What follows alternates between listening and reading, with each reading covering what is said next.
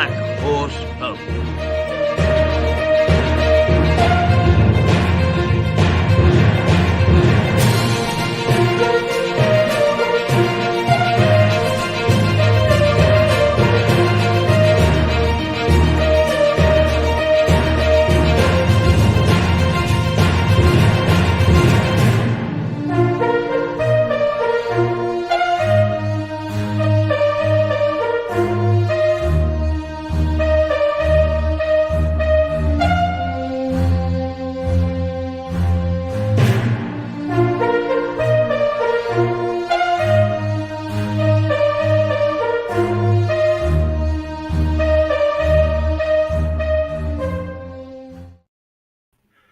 Good morning, and it is the first day of the 12th month of 2023. The time is 1 minute past 8, and it's pretty bloody nippy out there. Have you been out this morning, Philip? I have. I've been out, thankfully only briefly, to collect from my doorstep 3 very frozen bottles of milk. My car looks like a chalk ice. But mercifully, my wife doesn't work on a Friday, so I don't have to use the car today. You don't have to go out and freeze your bottom altogether. No, not on a Friday, thankfully. I'm not a fan of driving at the best of times, but when it's a matter of literally defrosting your car, so it is very cold. It's -1 at the moment. Yes, and looking out, it seems to me that the roads are a bit frosty as well. Yes. So you've braved everything and to join me this morning. And Richard, unfortunately, is off lying in a hospital bed for the day. I'm afraid he is. He was, to his surprise, he was called in by the consultant at the hospital to have one of his drains, which sounds and must be one of the most unpleasant experiences anybody can have, whereby a very long tube is inserted through an incision very carefully to avoid the vital organs to where the fluid is being retained. And over the next 12 hours, the fluid is drained off and then tested as to whether it's infected or not. I mean, he underplays it, but he's going through a living hell, quite honestly. Oh, yes. And he must feel like a pincushion, because the number of invasive treatments he's had, either by scalpel, needle or tube, is horrifying. So we wish him well. Indeed we do.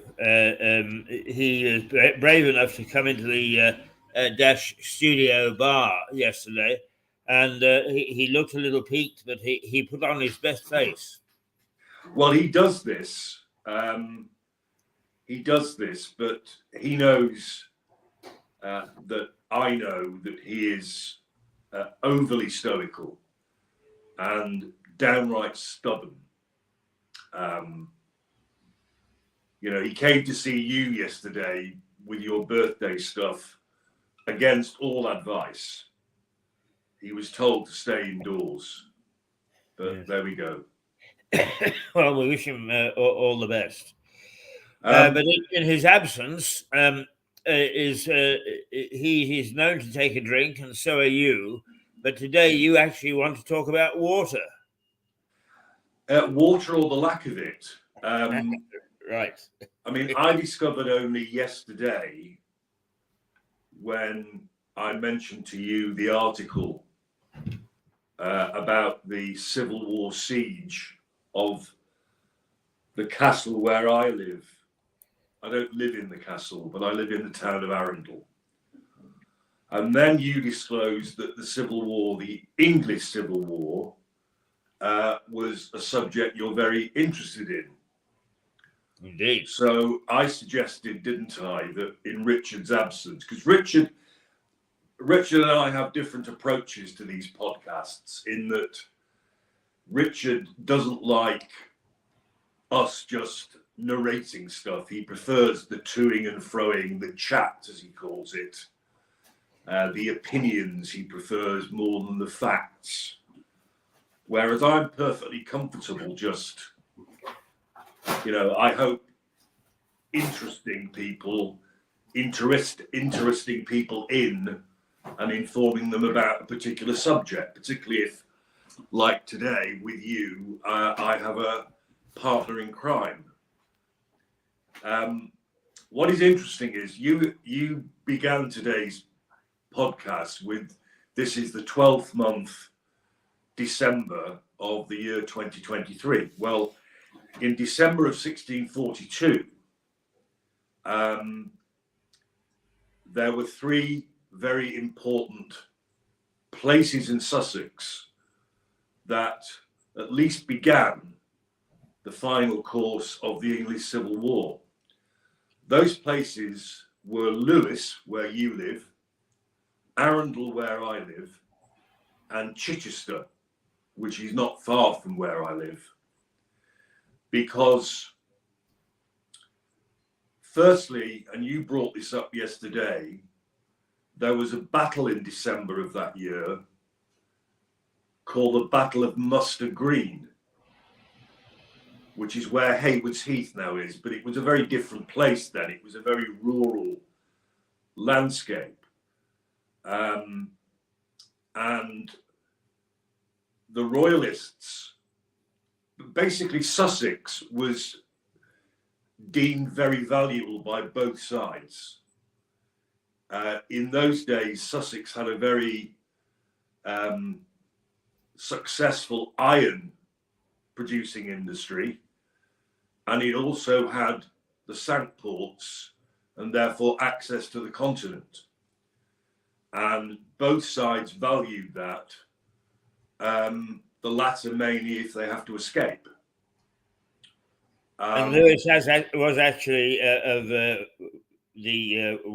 eastern part of the county, the then county town, and the most important community of the lot, bar none.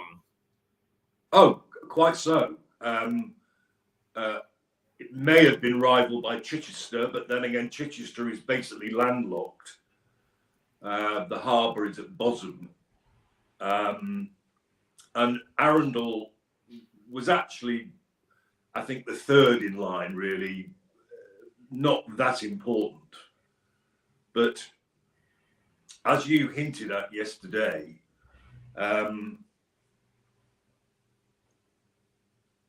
Colonel Ford, the Royalist commander in Sussex, in fact, he was the High Sheriff of Sussex,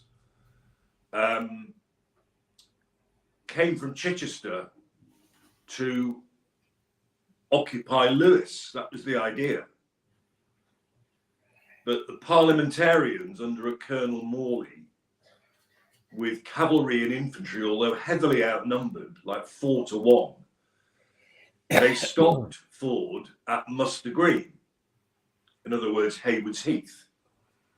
And they routed the Royalists, despite being heavily outnumbered, because something I always remember about the English Civil War was that the parliamentarians created a very, very efficient army.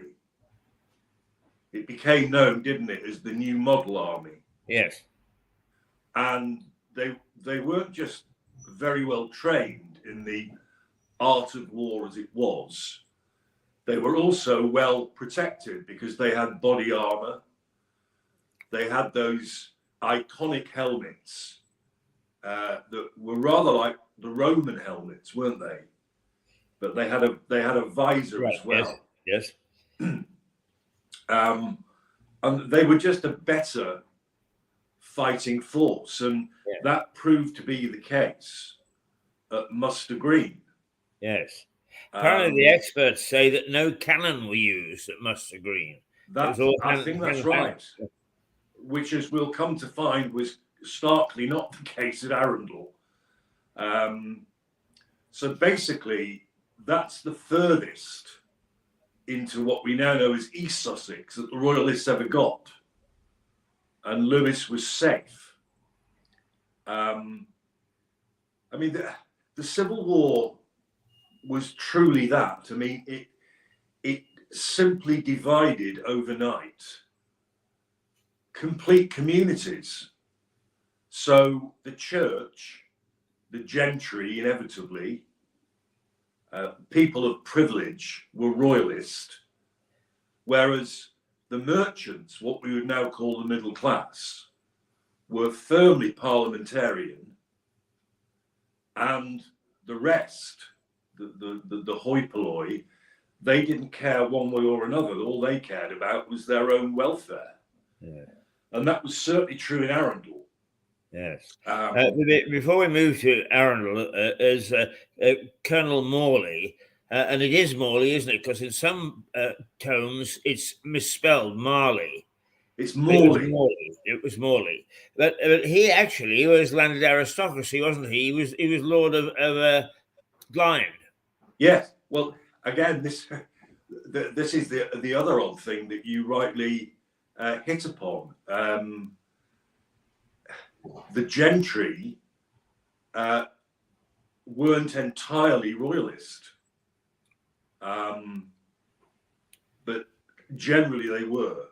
But Morley was, as you point out, very much an exception.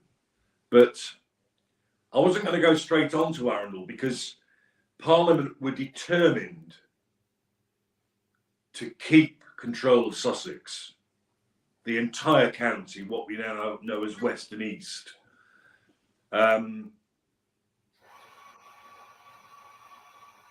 Ford had, in the November, Ford, who was beaten at Muster Green, had seized Chichester, which we can come on to later. And again, Chichester was very different than it is today. Chichester was, in a sense, in its Roman state, and it was a walled city. So it was effectively fortified. And having been beaten by Morley, what was left of Ford and his troops, they fled to a very famous house near where I live called Whiston House, which is a very grand building where I've been actually with my wife, because when my first two kids were very young, they attended a primary school who had their functions at Whiston House, and a very grand place it is. And then he fled to Chichester. And then a name that will become common to both Arundel and Chichester comes into play, Sir William Waller. But that's the Siege of Chichester, which we'll come on to a little later. Arundel was a very odd place. The castle was a very odd place in those days.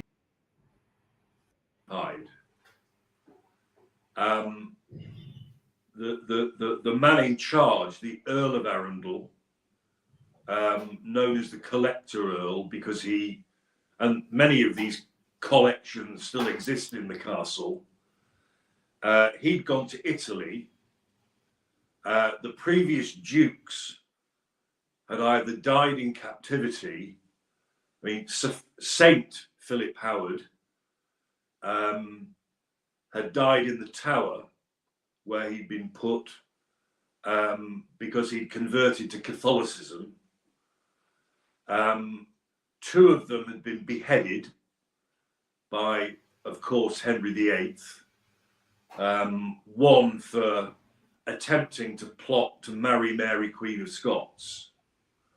And one of them also was a relative of both Anne Boleyn and Catherine Howard, both of whom were wives of Henry. So basically, there was nobody in the castle apart from retainers. And it was dilapidated. It was very different than it is today. Today, what you see is this splendid edifice, but that's a folly. That's an outer facade that was put there in the early to late 18th century. Yeah. The But the inner round castle, tower is in very good shape, isn't it? the what? Sorry. The round tower. Oh yes. Well, yes, that's in good shape. well, that was how it was, and you know, properly manned and defended, it would have been pretty much untakeable. But it wasn't properly manned. It wasn't particularly venerated. And initially, a group of royalist gentry took control of it without a shot being fired. And they moved a troop of cavalry in there. But they were a ragtag group. And so the parliamentarians were able to retake it really rather easily. And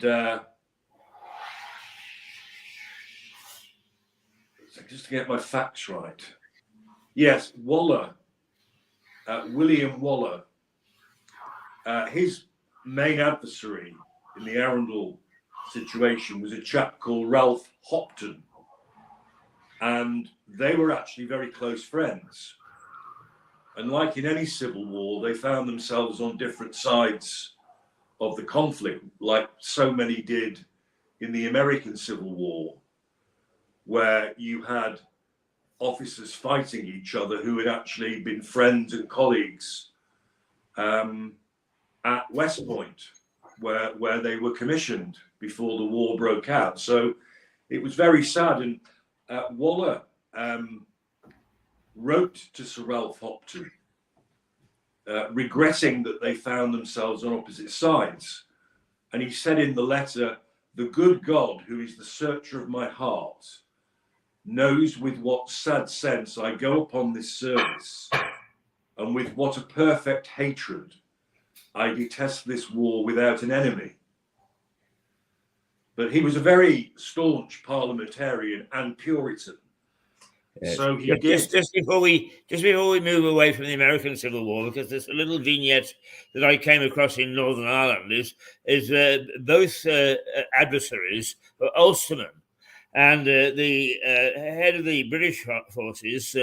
Although actually, I think this is the War of 1812. I'm mistaken.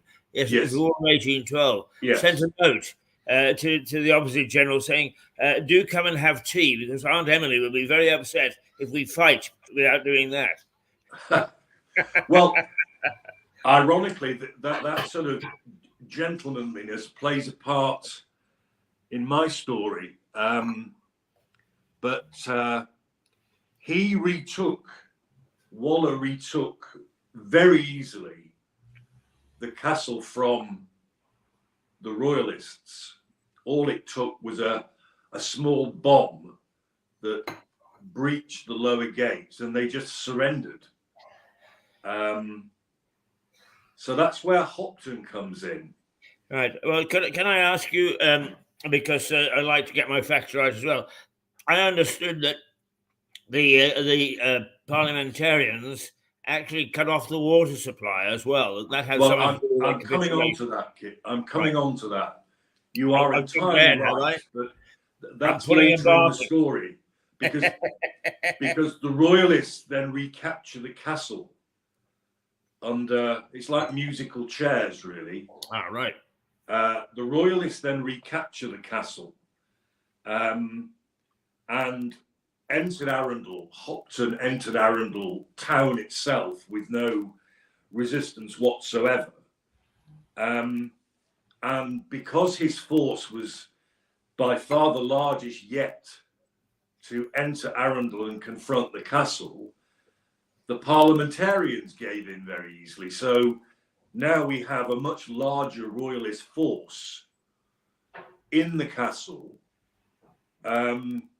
with their prisoners and properly manning the fortifications. So Waller realized that he wasn't going to take the castle, he was going to besiege it. And the siege lasted 17 days. And in that 17 days, basically the occupants of the castle ran out of supplies. And then Waller realized that there was a feeder pond nearby, and you can still see it now, which he drained. So basically the castle was without water. It wasn't helped, but apparently, by the fact that the other source of water was blocked by an ox falling into that supply. So the castle was without water, without food, and then disease set in, dysentery and typhoid. Could I get you? They were in a very. Could I get you to repeat from the second siege? We lost the internet there for a little while, so nobody, including me, heard what you said. So if you wouldn't mind just picking up. Yeah. Yes. Well, once Hopton's troops were instated in the castle with a number of parliamentarian prisoners,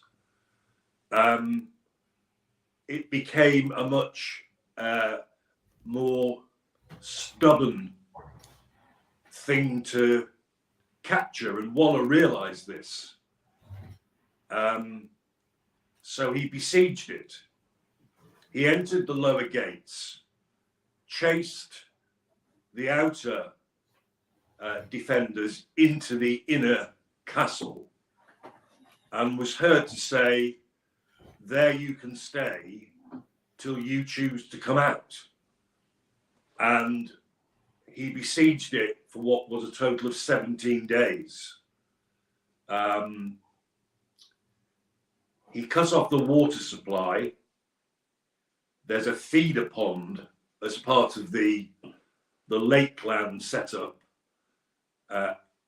in Arundel. And he drained that. He had that drained. So the water supply dwindled and then became non-existent because Apocrypha has it that a cow, an ox, fell into the only other source of natural water and blocked it. So no water, as well as no food. And inevitably, with such a large number of people as well. I think it's gone again, Keith.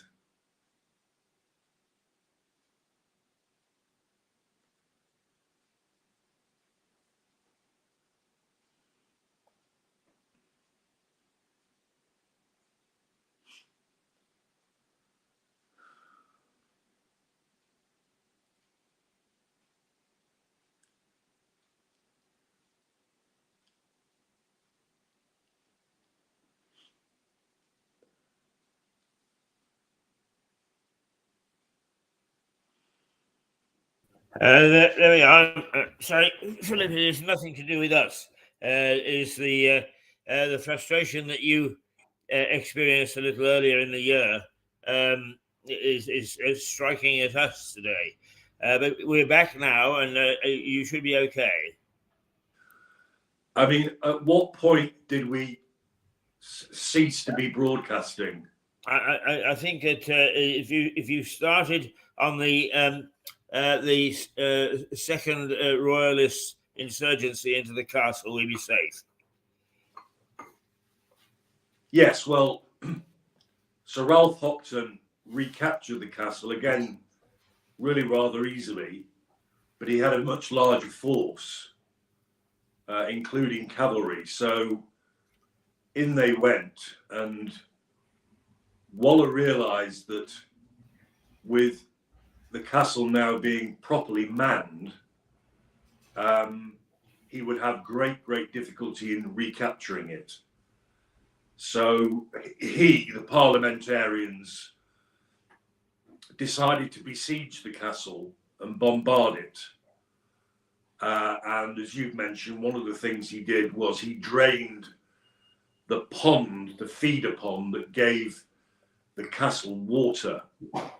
That was compounded by the other source being blocked by an oxen that had died and fallen into that particular waterway. So they were without water, as well as dwindling food supplies. And 17 days later, the castle surrendered. But Waller was heard to say, what he did was he chased them all into the inner castle, which didn't look unlike what Lewes Castle looks like today. So he very skillfully, if that's the right word, crammed them all into the inner castle.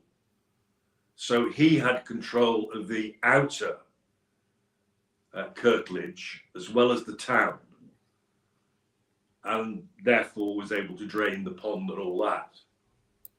He was also able to bombard it, because on the same level in Arundel, what we call the upper level, is the parish church, originally part of the then one church, built in the 1100s, which is a hybrid building with a church now and a chapel called the Fitzallen Chapel, which is where the aristocracy of the Norfolk and Howard family are buried. And that was the case in 1642. And Waller had although a very religious man, he had no compunction at all in using the parish church. And he moved artillery up to the top tower of the parish church, and he bombarded the castle very successfully from there. He also sailed heavy artillery, proper siege guns as we would call them now. He sailed them up the River Arun, and increased the bombardment from ground level. So he was completely in control. And bit by bit, it wore, as you can imagine, it wore down the occupants. They initially sent out a drummer boy, to parley with Waller. And the drummer boy, it is said, was so hungry and so dehydrated that he refused to go back. He spotted them all eating food and drinking water, and he just said, "I'm changing sides. I'm not going back in there." So they still didn't give in. And then Waller, a stroke of gentlemanly genius, sent a messenger, and he invited 6 of the ladies of the commanders or officers in the castle to dinner, and they all came to dinner and had a bloody good feed. They did go back, but Waller knew that they would then berate their husbands, their menfolk, to say, "Don't be so bloody stupid. You know, he's completely in control. He's an absolute gentleman. Give in." And that's what they did within a day of him doing that. they surrendered, and that was it. Arundel was then firmly in the control of Parliament, and the townspeople themselves just went with the flow. Philip, is it your very deep historical knowledge, which is very impressive? Is it throughout history that you've noted that the regard for the church, which we tend to have today, and treat it with a tiptoe in, that throughout history people haven't done that. They've used it as arms dumps and headquarters and storing troops and so on. Yeah, well, that is entirely true of Arundel. The parish church and the chapel were used to billet troops. It is apocryphal, we think, but also they claim that the Fitzalan Chapel, because it was Catholic, was used to stable the horses as a further sort of insult. We don't know that was definitely the truth, but there's still graffiti in the parish church because during and after the Reformation, the parish church and everything to do with Catholicism was literally whitewashed out. The walls even now are whitewashed, although there has been some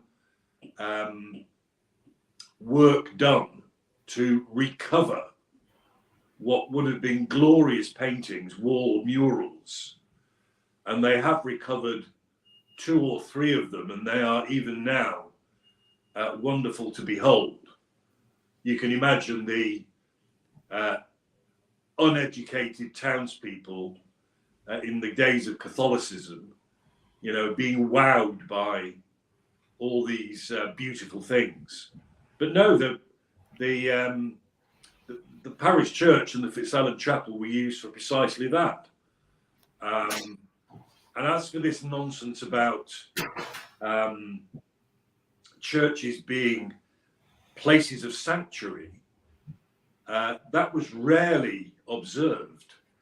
If your enemy was holed up in a church, you went in and got him. So you're quite right. Religion, there was a rather blind eye turned to religion. But Waller continued to be a gentleman, and he was really very mild with the royalist prisoners. But what he did do was he basically blew the castle up, so it could never be properly fortified or defended. And in fact, it remained entirely unused for the next 150 years.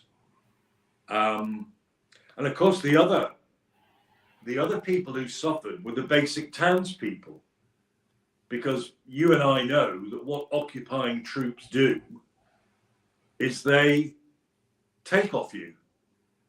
They feed themselves on you. They take your valuables, etc. And in fact, many years later, the then mayor of Arundel submitted a substantial claim to Cromwell's government for compensation, as we would call it these days, and they received quite a lot of money. So Cromwell paid it? Yes, the Parliament paid it. Yes, Parliament paid it. In 1645, Waller ceased to be a military commander because he wasn't, in Cromwell's eyes, he wasn't puritanical enough.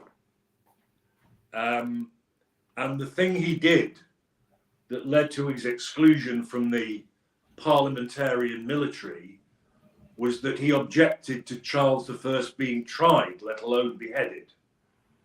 And that was the end of Waller. So that's the little events in Arundel. Yes. But Just as a side issue, because you raise interesting things. In fact, I understand that Cromwell was pathological about Charles. He's determined to have him executed, come what may. oh, absolutely, yeah. And it was just a given. It was a formality in terms of the trial. Yeah, rather like Henry VIII did with those he decided were going to get beheaded. Anne Boleyn,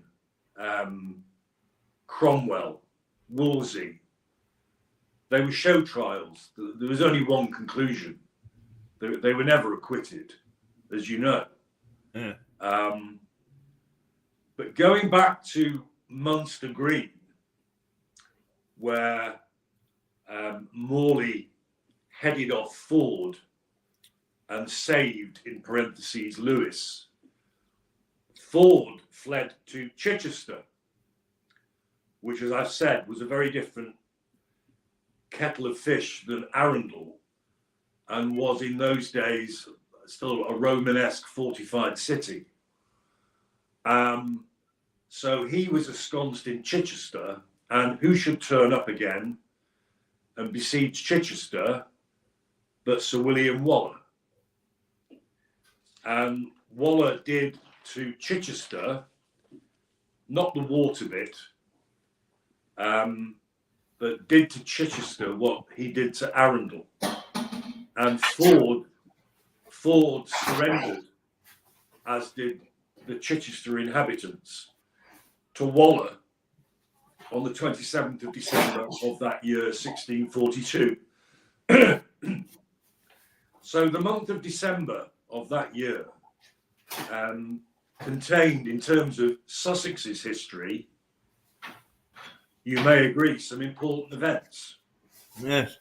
And proved what a very skilled but very courteous commander and opponent Sir William Waller was. So I know we haven't lasted an hour, but that's really all I can enlighten you about. No, let me ask you a couple of things. My understanding is that part of the problem for the royalists was that, as you said, they are a bit devil may care, but also that the army they gathered that met at Munster Green were really a conscripted army. Is that they went into farms and houses and sort of said, "Oi, you join the army and you march with us." So that they were, to begin with, a rather unwilling bunch of people, of soldiers. Yeah, they were press ganged, basically. And they were press ganged, rather like the clan system in Scotland. Their foot soldiers were essentially retainers who were employed by the gentry, the aristocracy, who were inevitably royalists, and also, as each army marched somewhere, they would either pick up followers voluntarily, or they would force, as you say, they would force people. So this is the thing about the English Civil War. The actual basic population didn't side with anybody. It was about the two factions, Parliament and the King. Nobody really wanted the Civil War, least of all the ordinary people. I mean,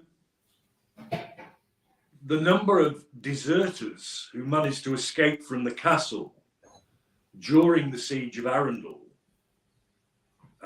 was huge. And that they would go over to the parliamentarian side. Obviously, the drummer boy story was possibly apocryphal, but these were unhappy, often press ganged and hungry and thirsty people. So no, you're entirely right. entirely right. And yes, I think in general terms, certainly the ragtag royalist military, some of it was all right, but a lot of it was very daring do and slapdash and rather sort of, jolly hockey sticks. But Yeah. in fact, this was a very, very serious war with a very, very determined and serious parliamentarian army. And the rest, as they say, is history. Yes. I understand that after the battle was over, is that the Royalist army scattered right throughout the county and turned up in all sorts of odd places as they were escaping. Yeah, that was the point. They didn't. I think that was a tendency throughout all of the big battles, as well as the skirmishes. You see, Hopton had promised because he didn't stay in the castle. He'd left. He's under the control of his sub-commanders. But he had promised to relieve the siege with another force of soldiers. He tried, but it didn't materialize because Prince Rupert, one of Charles's cronies, arguably one of the worst military commanders ever, it just failed to materialize. He couldn't provide the troops for Hopton to relieve the siege. Hopton still tried with a very small force, but Waller just sent like a third of his army and beat Hopton off, and they scattered everywhere. So, Waller was completely in control. What happened to Hopton, I don't know. I don't know whether he lived, died, was captured, imprisoned, whatever, but Waller lived, but was, as I've discussed, was frowned upon by Cromwell, particularly with his attitude towards Charles I. So there we are, Mr. Keith. Yes. Well, we've still got a few minutes left so that I can ask you some more questions. Is there any concept of how Cromwell must have ruled with an iron fist to have these people do his bidding the way that they did? Well, rather like Napoleon, Cromwell was originally just a military officer, a soldier. It was his force of personality that elevated him up the ranks. And also, once he'd done that, he, not unlike Hitler and Himmler, he strengthened his hold over Parliament. But again, with the threat of military force, he was all about the new model army and controlling society once the war was won with military force. There was nobody to stand up to him. In the end, Charles had been executed. What was left of royalty had fled. The country was ravaged. I mean, it really did do enormous damage to the people of England. The economy was wrecked. Agriculture was wrecked because this was a pre-industrial age. So he was able, in my view, just to literally take it all over, impose by force, if necessary, his ultra puritanical views. And as we know, during his time, people couldn't dance, they couldn't play music, they were forced to go to church, Christmas didn't exist, you know, and there were, of course, the witch hunts, the crucible, religious fanaticism. It must have been a very, very miserable time to live. Yes. Very miserable time. But no, he did it with the iron glove, mate. He did it with the iron glove. But of course, you can now walk in Lewes, and in fact, it's a very favourite park, the Grange Park in Southover, and the mansion there belonged to a man called Newton, who was equally as fierce in his Puritan views. He must have had, Cromwell must have had a few acolytes of that sort, sort of saying, "Oh, yes, Gov, yes, no mince pies, no Christmas, yes, we'll help you." Yeah, well, it's impossible to do it single-handedly.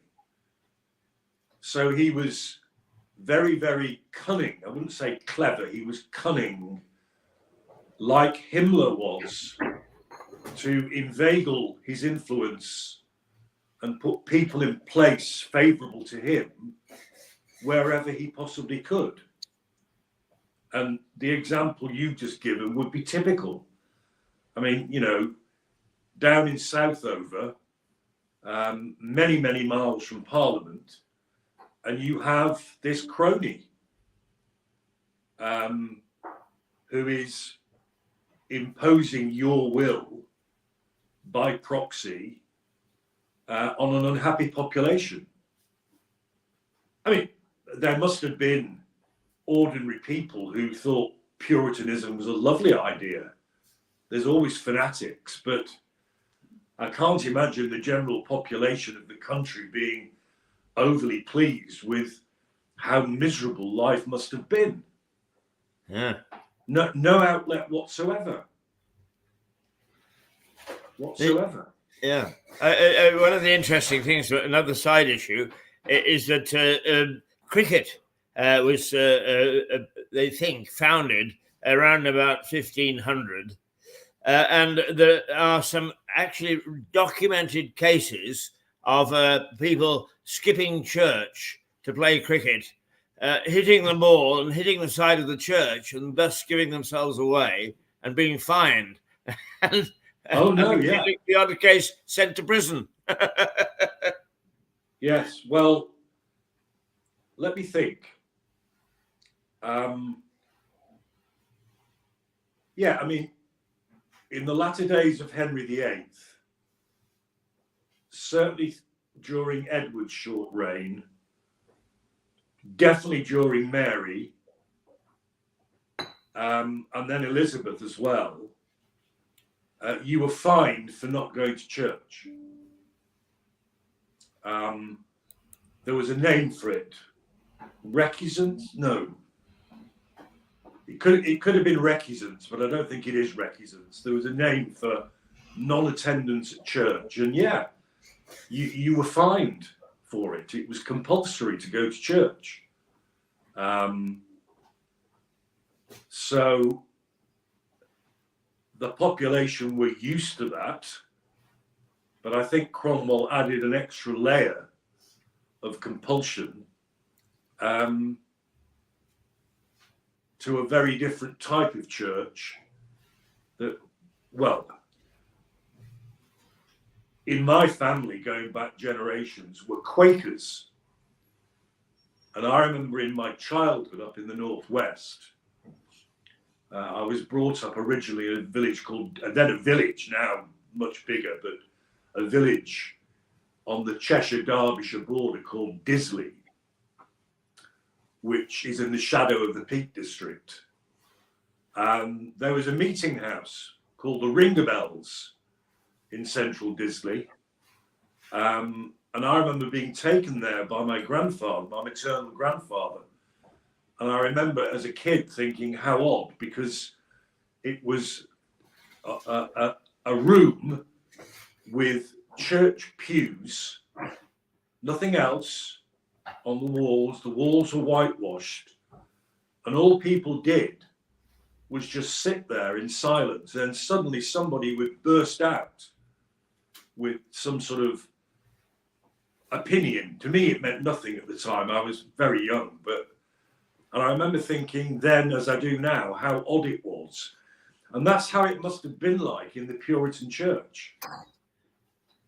You know, there were no hymns, there was no organ, there was no pomp and circumstance, there was liturgy, but there was no, to my knowledge, there was no proper communion. There was certainly no wine drunk. You'd have been stuffed.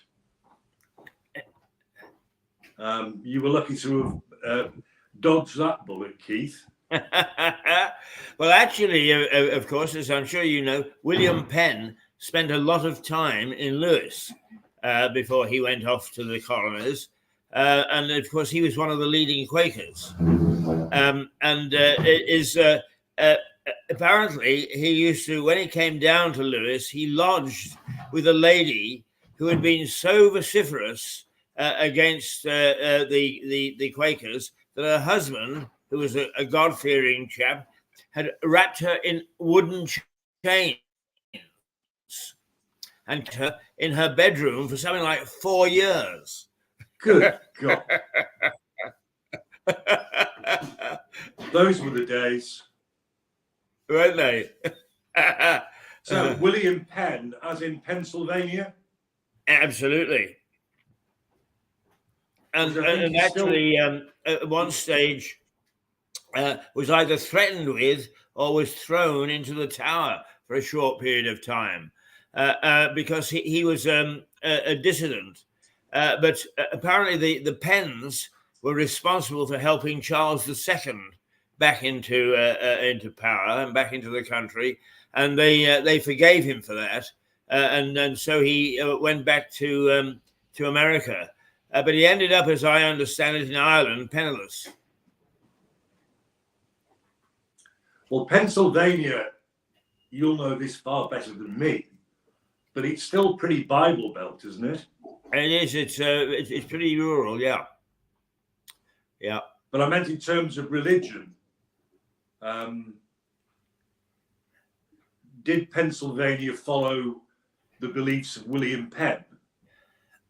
No, I don't think necessarily. He was granted the land, and it was a huge amount of land. I mean, Pennsylvania is not a small state. He, I mean, in those days, the king, of course, sort of said, "Oh, I'll thank you with a chunk of land in the colonies," and they got a piece of paper which said it was theirs, and out they went, and it was accepted. Oh, here he is. So I'm not sure that that Pennsylvania was necessarily totally Quaker. But of course, there are there the people, the sect called Pennsylvania Dutch, who are a bit, you know, they don't use electric light and that sort of thing. Well, isn't that the Amish? They're very, very similar to the Amish, yeah. And also that they kept themselves to themselves, that they produced offspring of sort of with 6 fingers and 6 toes and that sort of thing. It was so inbred. But yes, the Amish are a very good representation of those people. So Pennsylvania does have this reputation for having, shall we say, peculiar sects. There's certainly different ones. Now, Keith, I need what's called euphemistically a comfort break. So, could we call it a morning there? We can. We've been going for 54 minutes, which is rather nice. You've given us once again a very detailed account of the Battle of Munster Green and what happened in Arundel, and we've managed to get into 1 or 2 little side issues of interest as well. So, Philip, enjoy your weekend, and we will see you again on Monday morning. See you Monday, Keith. Bye-bye. Look forward to it. Bye. Well, there we are. It's Philip. And the great backup staff are here. There you can see Ada in the background. Say probably good morning to you, Ada. Good morning. Yeah, there's Ada and Michael and Declan. And Declan's chief of staff. Ada is the boss. And Michael is a very nice bloke and does anything that we ask him. But a tremendous group of people here, and they really keep us going extremely well. They allow us to broadcast, and not even though we're probably in their way some of the time, but they're very decent folk. So a great staff, backup staff, people who look after us, and the great people that they are. So we'll say thank you, Ada, for all your help and assistance, and thank you for your colleagues. All right, we'll be back in. Let's see, what time is it now? It's 8:57. We'll be back somewhere around about 9:05 or so. So for the moment, if I can find where we're supposed to click, so that I can get to this stirring music that we've got for the White Hart, not the White Hart, the Black Horse. Yes, here we go. Dun, dun, dun, dun. From Lewis in the Black Horse pub.